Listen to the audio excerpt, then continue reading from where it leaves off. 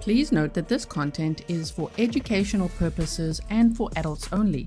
Viewer discretion advised. More details available in the description box.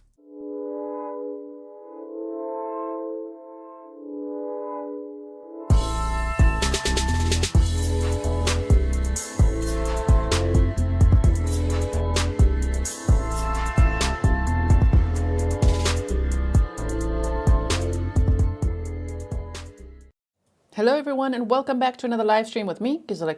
This is Grizzly True Crime, and today we're going to revisit the case that we spoke about recently of the kids, 3 kids who were abandoned in a home in Pontiac, Michigan for 5 years, like since the summer of 2020. Yeah, and their mother has been arrested and charged with 3 counts of first-degree child abuse, and she's just recently been arraigned. And she's got a massive bond set by the judge. So we're going to watch that moment as well together. And I want to show you some footage from some of the cleaning crew that's been in the house and actually showing what the condition of the house was like. So just please know that this case does come with a trigger warning.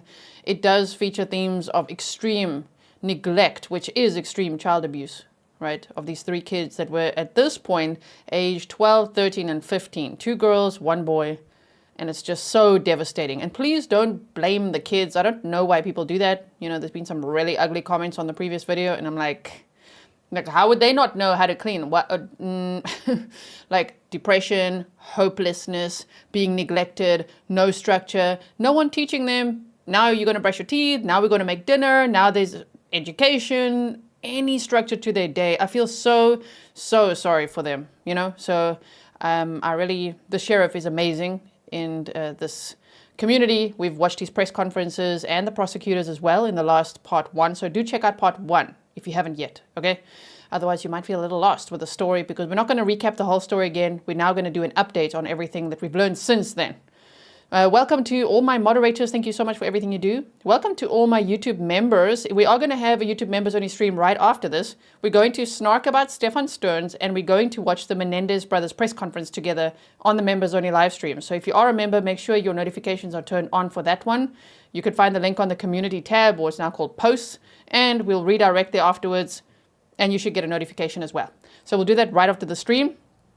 Welcome to all my patrons as well. Any locals in chat? If you are from Pontiac, Michigan, let me know as well. It's always great to see you. Laurie said this case is just heartbreaking and horrible. Thank you for covering it with such compassion for what these children went through. Thank you, Laurie, and thanks for being a member for 22 months. So let's start with this video here. Shame, man. I'm so devastated for them. To imagine, you know, just the neglect. I just feel like some people, the ones that leave the ugly comments, don't think about there was 0 parenting, no parent, no structure, barely any food. These kids were apparently very malnourished. Their toenails were several inches long. They struggled to walk. So yeah, if you see the house, there's a lot of clutter in the house, but it's all they had. They could only cling to the stuff in the house. And yes, it was messy. And yes, they didn't know how to clean themselves. But like, that's neglect. It's really horrible. It's a severe form of abuse. Kelly, welcome. Stefan says, welcome locals. Yes, welcome locals. Okay, so check this video out here where they said the cleaning crew has now arrived. Cleaning crew began cleaning at home where 3 Pontiac kids were left abandoned for years. So let's check this one out.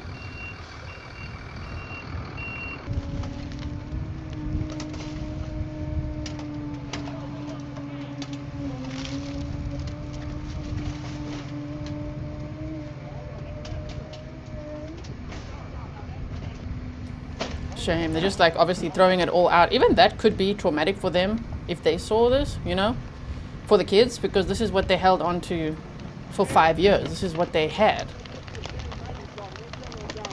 you know. So it's just a quick clip. Shame. Look at the mattress. So apparently the boy slept on a mattress and the girl slept on pizza boxes.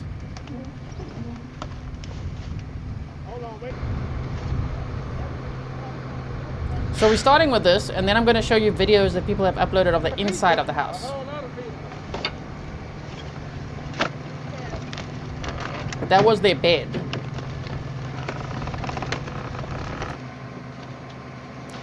Kate Sharp says they were never taught, even as little, they are innocent and mom is a monster.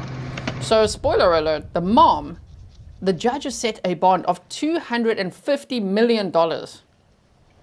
That judge is not playing. The judge is like, yeah, she's a danger to her children. She should not be let out.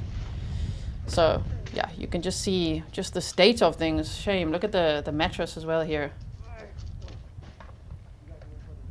It's incredible that they survived. I mean, what if they got sick? The mom's not going to take them to the doctor. What if they had toothache? What if they had colds and flu? And, you know, all of this started around COVID. So I think that's how the mother hid them successfully for 2 years initially. And then just piled on after that, right? No one really noticed that they weren't at school or anything like that. So, okay, we're going to see that. I want to now show you. Okay, so let's look at the screen here. This is called Scanner of Warren. And it's this video here, okay? So check this out here.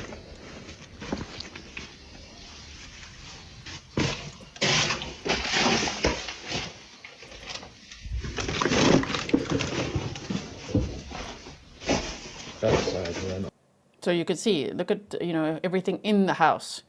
Just the state of the house, the lack of hygiene in the house. What a risk to these children, and to just leave them there in this, as the news articles say, revolting squalor for years, and just like drop food off on the porch every now and then. Initially they said it was about once a week, but now it seems like, you know, from the press conferences we learned, no, it was every several days. Sometimes it was every 2 weeks, a loaf of bread, maybe a pizza, right? But for the three of them to share. We're also going to look at a clip where there's a news reporter that spoke to the biological father of some of the children, and he said, remember there were 4 kids, and the mother said that she had actually, the one kid was reunited with their dad, and they were wondering about the 3, are the 3 from one dad? Apparently not. 2 are from one dad, and 1 is from another. And so, shame, the 3 of them were just abandoned here since the summer of 2020. Yeah.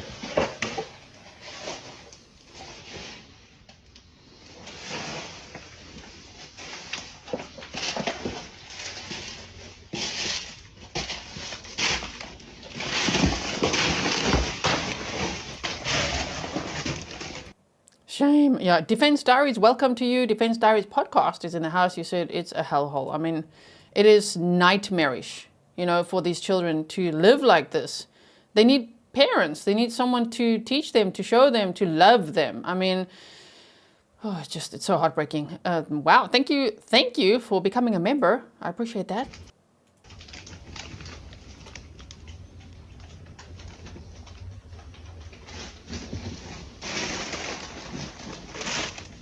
So yeah, there's an upstairs and a downstairs as well. So here they go down the stairs.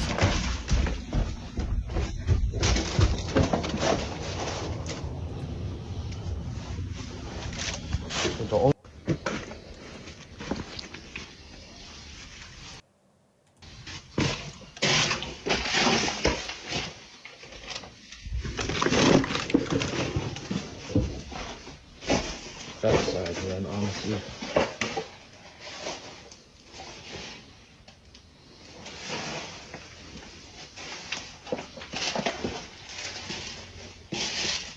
So now you can see why the sheriff described it the way that he did.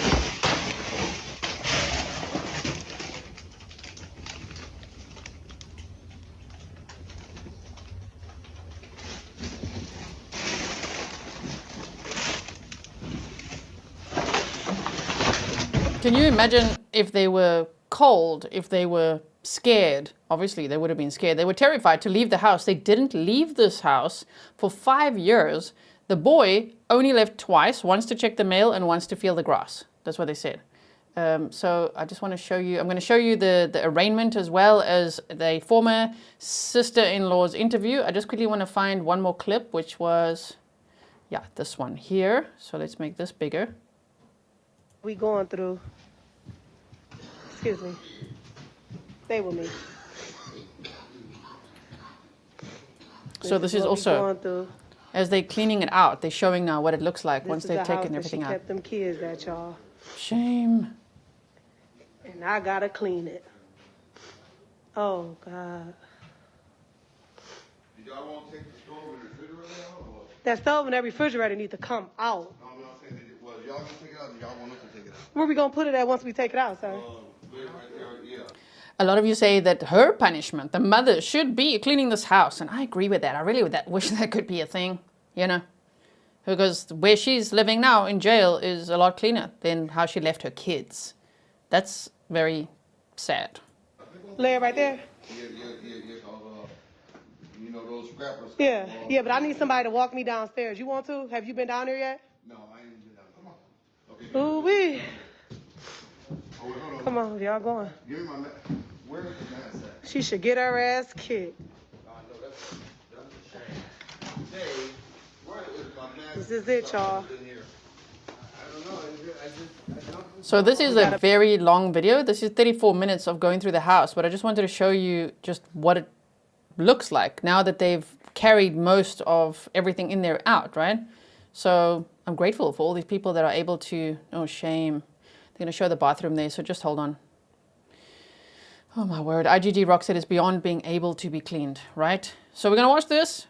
We're gonna get infuriated clearly, and then we'll watch the arraignment. Right here. Look here. Come here. I mean, it's actually potentially such a beautiful apartment. It's spacious. You could see the windows. I mean, it's a nice area, but like the horrors going on there. They trying to take the door off now.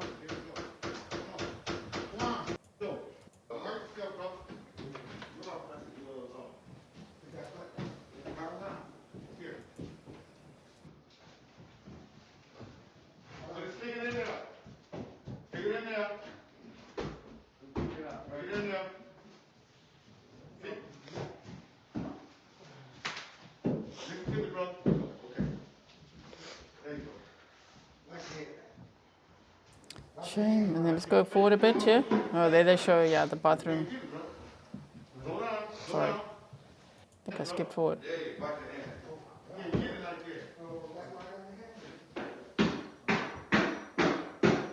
Shame. So I will link these for you if you want to see some of these videos as well. This is from K.I. Love. And then let's quickly see this one as well, and then we'll look at the arraignment. Also, this is from the same creator on Facebook. Oh, is it live or what's happening? Let me just see quickly. It says tap to join video. I don't know if they're live right now, but they're also walking around, so I'll link this for you as well if you want to see it. I think you guys get the idea. So now let's see how this judge addresses this mother. I can't even call her a mother. How is that a mother? To just abandon her kids like that while partying, posting all these, you know, pictures, posing, shaking her ass, everything on Facebook, lying to people that the kids are fine. They were the babysitter. They were the grandparents. Everything's fine, you know. But no, they were not fine at all. So everyone must be quite shocked. Lisa Shelton said, has anyone found out if they were neighbors? Anyone found out if they were neighbors? They obviously were neighbors, but we saw an interview of one of the neighbors in part 1, but nobody knew because they never came out of the house, you know? So, okay, let's, if I need to boost it, I will, but let's listen to, this is Judge Rhonda Falks Gross, a district judge. Like this district judge doesn't play. I'm so glad that she set her bond as high as she did. All right, back on the record with yeah, we need to boost it. Matter. For the record, Ms. Carragano, you've had an opportunity to go into a private confidential breakout room to confer with your client regarding the charges in this matter. Is that correct? Yes, Your Honor, I did. And are you waiving the reading of the general information and complaint this morning? Yes, Your Honor, waive reading, stand mute, ask the judgment not guilty plea on her behalf. I did advise her of the nature of the offenses, the maximum possible penalties, as well as gave her basic constitutional rights. So this right here is her, Kelly Marie Bryant, 34 years old. And with 4 kids, 1 she had sent to live with their dad, and the 3 she just abandoned in that home since the summer of 2020. While in February of this year, dishing out free food to her neighborhood, she also lived somewhere, but they haven't said exactly how close or where or with who, right? Okay. So here, right, here she is. Hereby assigned to Honorable Judge Cynthia Walker. She will be back before her on for a probable cause conference March 4th, 2025, for a probable cause conference with an exam date set for March 11th, 2025. Ms. Bryant, that exam date is a tentative date. So Lori said not guilty. Yeah, she pleaded not guilty to all the charges. It was 3 charges of first-degree child abuse. Depending upon everyone's schedule, but by the court rule, we have to set a date to keep it going. That will be at 9 o'clock. The PCC, the probable cause conference, is at 1:30. Of course, if you're unable to retain an attorney, and a court-appointed attorney will be provided for you to help you navigate and to communicate before Judge Walker on your next court date in this matter. Pretrial services relative to bond, but for the record, Ms. Carragon, are you? This video is only 8 minutes long, so we're getting to the part where she's going to say the bond amount and all of that. I just wanted you to see like her demeanor and, you know, just how she is now that she's being arraigned, right? Raina Ruby said, this looks like the home I grew up in. I wasn't abandoned. My mom was mentally ill. They couldn't clean it. They condemned it. Shame. I wonder if they're going to do that with this apartment as well, right? You said, I'll be 40 this year. My life is good. There's lots of hope for these kids. I think so too, you know. So I really hope that they will be okay. You're in receipt of the pretrial services report bail recommendation in this matter. Your Honor, and I did discuss it with my client. Okay, all right. I am, yes. Okay, and have you read and reviewed that? I did do that in the breakout room, Your Honor. Sorry, there's a lot of feedback, I think, from the jail screen. I think that's our problem right Yeah, now. our problem is But from yes, the jail I did review screen. it, and I talked to her. Okay, all right, so they're recommending release with conditions in this matter. So we're gonna go from there. So that's what obviously the defense was recommending, but I want to show you now how the judge, I will link this, it's already linked for you if you want to see the arguments both sides make, and then I just want to show you the judge's decision. I don't want to bore any of you here. I do find her an acute risk, could opine. To the 3 Okay. minor victims in this case. And if the court would like me to go on, I can. No, what I found very suspicious in the report for pretrial services, there's 2 different addresses given to her. So I agree with you, Ms. Green, that one could opine that she's transient. She's from here, she's from there. We don't know where she resides. I do find her an acute risk and danger to the community and to any minor children under the age of 18, let alone the 3 minor children that she is a mother to.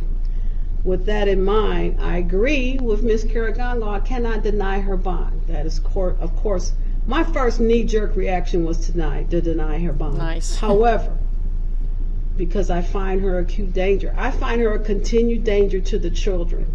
My main concern is, I don't know who, if anyone, that the children have been given to. If it is a family member, I'm concerned that she still may have contact with the family member from the jail with instructions to continue to engage in fear tactics to forbid the children from cooperating with authorities in their continued investigation in this matter. For that reason alone, I'm giving her a $250 million bond. $250 million bond. That's a very high bond. When the judge first said 250, I'm like, 250 what? 250,000? Not $250, $250 million. Okay, yeah, she's not getting on. In this matter, cash only. Cash only. The other aspects, should she post said bond, she is not to have any contact with these children by family members, third-party agents, or friends. So, Ms. Bryant, I want you to understand, any phone calls from the jail, should you're unable to post this bond, is recorded. Should the court find out that you are sending messages to engage in further fear tactics and intimidation of the children, your phone privileges will be removed. You're not to have, in fact, any contact, should you post this bond, with any children under the age of 18. In this matter, if you post this bond, you should be supervised by pretrial services, no alcohol or drugs, no weapons or firearms, and a GPS tether with a verified address, because I'm concerned pretrial services has indicated 2 different reported addresses for you. I don't believe anyone knows where you have been staying, madam. There's no consistent history. Anything further regarding the bond, Ms. Carragon? I think one of the addresses would obviously be where she abandoned the children.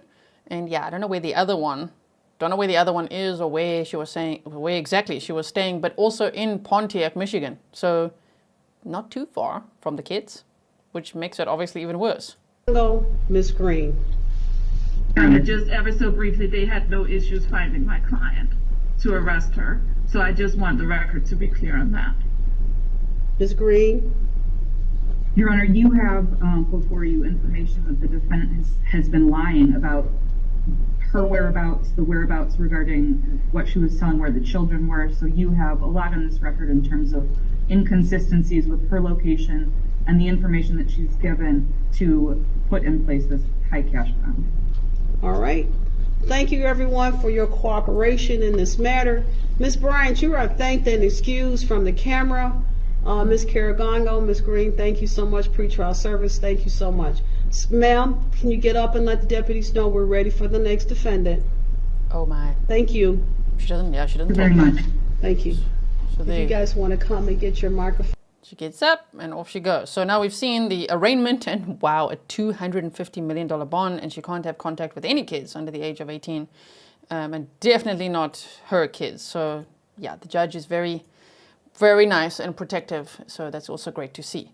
Now I want to show you this quickly, which is a former sister-in-law of this defendant. So let's hear what she's got to say.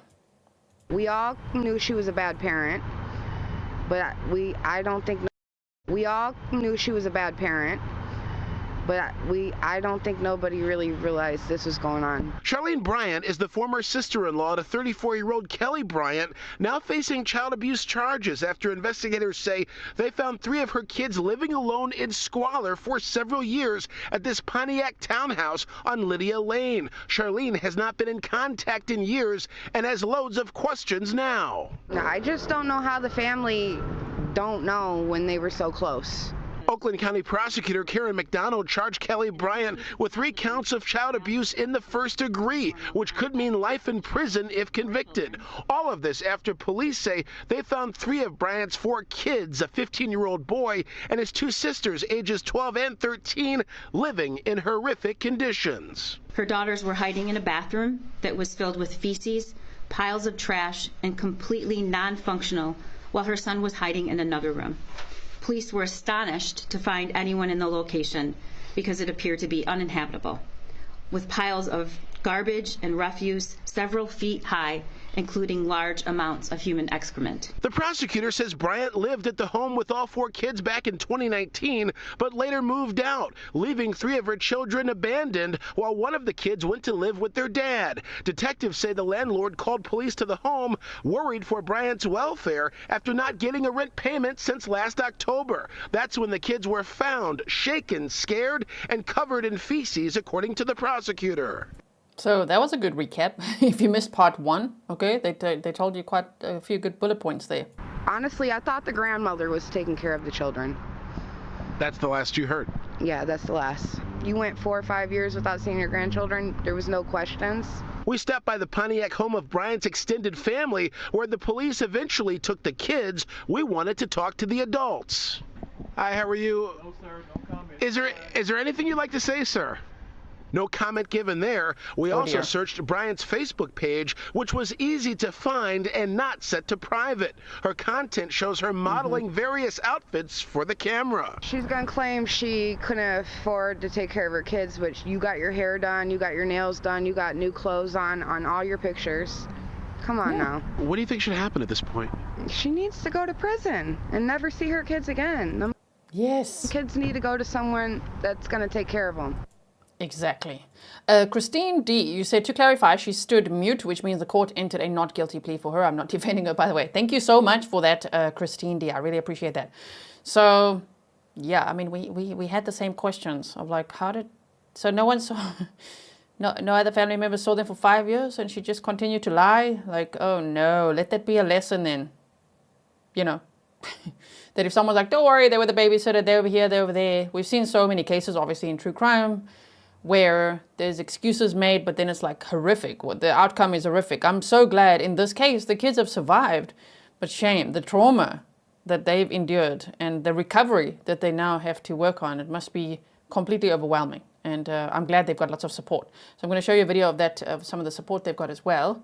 I want to show you this. This is from Darylyn Horn TV, okay, a local reporter, and she has said a few interesting things in the beginning here. My name's Darylyn Horn. I work with WWJ in Detroit.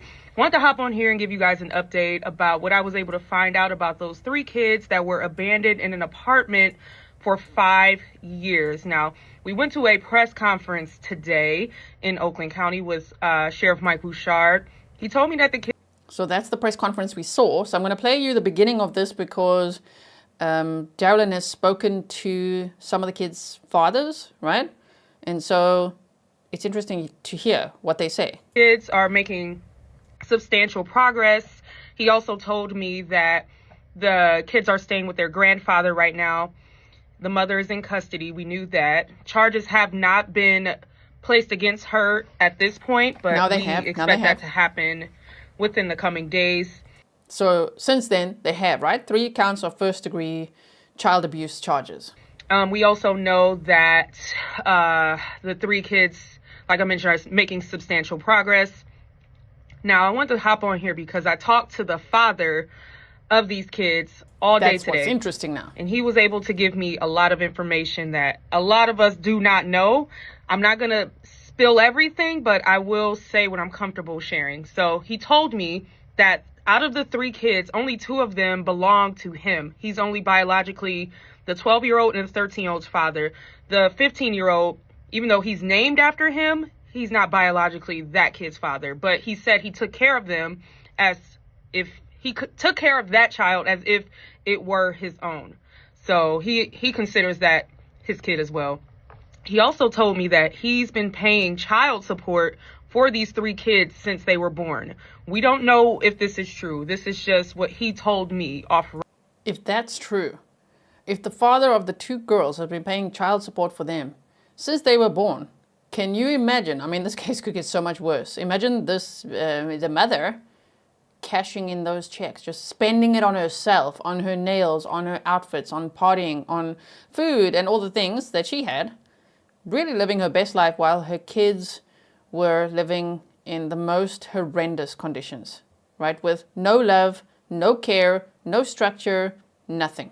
Just completely abandoned. Record, but it's something I'm comfortable sharing, and I think it's something that he wanted to get out there as well. Sheriff Mike Bouchard did confirm with us that the father that I spoke to did go the legal route to try and get visitation rights for these kids. And he was able to do that. But once all the paperwork and everything went through, the mother made it impossible for him to see the kids. She always came up with excuses or reasons why the kids couldn't be brought to him. This is all of what he's telling me. He also told me he did a prison bid. He did go to prison for, he told me 3 years. And when he got out is when he tried to reconcile with the kids, but it just did not work out. We also know. Frankie's mom said, why would school not contact court for truancy? Yeah, the sheriff spoke about that at length in the first press conference. So if you didn't see part 1, check that out because, yeah, they definitely, the system failed them. Everyone failed them. I mean, the schools, even, dare I say, the landlord who's supposed to check on the property physically, at least like maybe once a year, right? But obviously the mother is the main culprit here, just knowing her kids are there, lying about that, telling family that they're with babysitters, with the grandmother, that they're doing fine, making up all sorts of stories, right? From the sheriff, I'll pivot. I don't know if I should share anything else. I'll just stop there because I talked to the father and we're going to do a one-on-one and I want him to share his story. So this reporter's name is Darylyn Horn TV. I will link it for you in the description box because I haven't yet seen that one-on-one that she did with the father of 2 of the kids, but I am looking forward to seeing that. I'll share with you guys what the sheriff was able to tell me today. He told us that the kids were abandoned in that home starting in the spring or summer of 2020. That was right around the pandemic, so that may have played a part in it. He says the mother would drop off meals on the porch occasionally for that period of time, or use companies like DoorDash or Instacart to drop off meals to the front of the door. One of those meals we learned was a loaf of bread. I'll just let that sink in. Bouchard also told us the kids were afraid to leave the house. However, the oldest did leave the house twice. One of the reasons he said he left the house was to feel the grass, and the other reason was to check the mail. But out of those 2 times, none of them had left the house. He also said the kids were found very malnourished. They couldn't walk. They walked as if they were older. Their toenails were so long that they couldn't even put one foot in front of the other. So just imagine. He also told us that the only time the mother dropped off any type of hygiene products or cleaning products was in 2020. So since then, no hygiene products. They said the tub, the shower did not work. The toilet did not work. There was trash and feces in that home up to 4 to 5 feet in certain rooms. So just imagine this. We saw the photos, but it was probably so much more we did not see. Yeah, and today we've obviously seen some extra videos. If you missed that, I played that towards the beginning of this live stream. So as for the rest, Darylyn summarizes the press conference that we watched together in part 1. So I'm going to move on now, and I will link this if you want to see her whole video as well. Scarlett Cook, thank you so much. So yeah, if you missed the videos in the beginning, we went through, you know, the state of the house from people that have gone in and cleaning crew arriving and wearing hazmat suits. Shame. And oh my goodness, my head goes off to them. Like, wow, they're doing such a good job of cleaning up that apartment. Now I want to show you this quickly, which is like, let me just gotta resize it quickly for us. There we go. Look at this still they've got over here. That's the mother, right? Oh my goodness. With the mother accused of abandoning 3 of her children for several years in a Pontiac townhouse. She won't be getting out of jail anytime soon. Welcome to 7 News Detroit at 6. I'm Carolyn Clifford. And I'm Mike Duffy. Thank you so much for joining us. Today, Kelly Marie Bryant appeared virtually in court after being charged with 3 counts of felony child abuse. The judge ordering Bryant to be held on a $250 million cash bond, saying she is a danger to the community and any children. Her children now receiving treatment from the nonprofit Care House of Oakland County. 7 News Detroit reporter Sarah Michaels takes us to that facility, showing us how advocates are working on the front lines for children. This is our forensic interview room. We have 3 forensic interview rooms here at Care House. Inside this bright, warm building that is Care House of Oakland County is where the 3 Pontiac children, abandoned in filth and grime, have been receiving treatment. Law enforcement first calls us and sets up the interview so that that child can come to a safe place and be able to tell their experience. Here, children are given a safe space to pick out a stuffed animal, play, and share their trauma. It is the first step in working through years of abuse.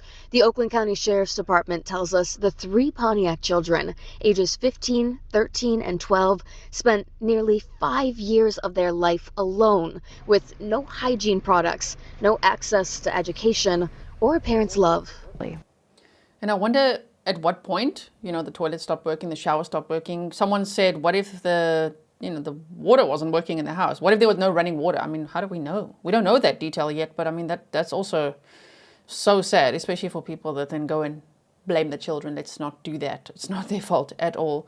Blue Star said, sending love and hope to these kids. Thank you, Grizzlies, Mods, and G. Yes, I really hope that they'll be okay, but I wanted to show you this so you can see the care center where they've been interviewed, and you know the Oakland County Sheriff's Office is helping to raise money to pay for the education and for their care going forward, for all the therapy. You know, someone left a comment on part 1 literally saying, why did these kids, why do they need that kind of money? Like they were given clothes and they've been cleaned up now, right? Like what is that? Sure. You can snark at comments like that if you see them, because I want to. I'm like, what is that? What do you mean? They need so much therapy. They need so much care. They need education. They need all the love in the world, everything that they've ever missed out on. Yes. I hope that they will be okay. And I think they're in good hands. There are things called failure to thrive. With neglect comes a lot of different ramifications on how well they learn, how well they are able to talk, how well they're able to function. Yeah, that's great. It has been nearly 1 week since the children were found inside this Pontiac home during a wellness check for their mother.